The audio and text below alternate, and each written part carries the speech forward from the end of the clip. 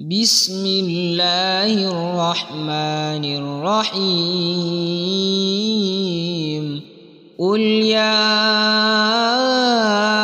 أيها الكافرون لا أعبد ما تعبدون